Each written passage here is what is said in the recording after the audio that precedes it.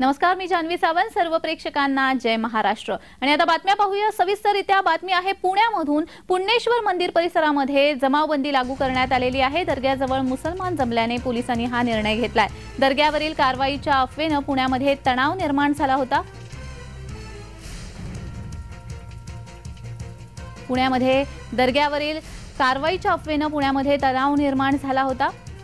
यानंतर वरिष्ठ पोलीस देखील तिथे दाखल झाले होते आणि सर्व परिस्थिती ही नियंत्रणात असल्याचं देखील पोलिसांकडून सांगण्यात आलं होतं. मात्र आता जमावबंदी लागू करण्यात आलेली आहे. मंदिर परिसरामध्ये ही जमावबंदी लागू करण्यात आली आहे.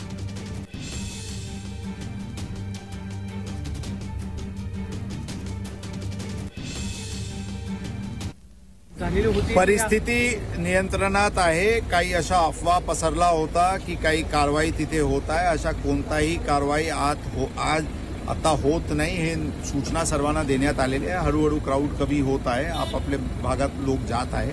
मला विश्वास आहे सगळे शांत होईल. पोलीस आवश्यक संख्येमध्ये आहे. आम्ही लोकांना आवाहन करत आहे की लोकांनी शांतता ठेवावी. तर याचाच आढावा घेतलेला आहे आमचे प्रतिनिधी रोहन कदम यांनी. पाहूयात.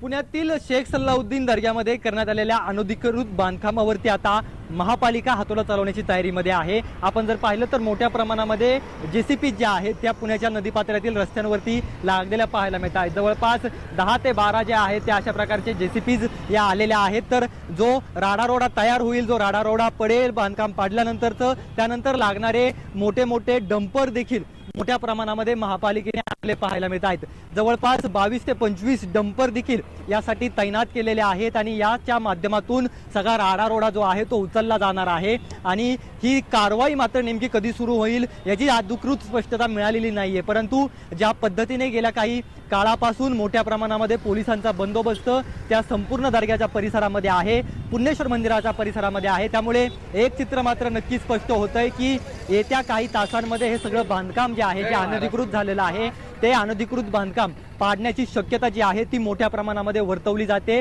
खरं तर काल रात्री मोठ्या संख्येने मुस्लिम समाज जो आहे तो पुण्येश्वर मंदिर परिसरामध्ये जमलेला होता. त्यांच्यावरती देखील कदाचित कारवाई जी आहे ती महापालिका कडून किंवा पोलीस प्रशासनाकडून केली जाऊ शकते. त्यामुळे येणाऱ्या काळामध्ये, येणाऱ्या तासामध्ये नेमकं महापालिका या दर्ग्यावरती कशा रीतीने कारवाई करते की पोलिसांचा बंदोबस्त आणखी वाढवला जातो हे पाहणं महत्त्वाचं ठरेल.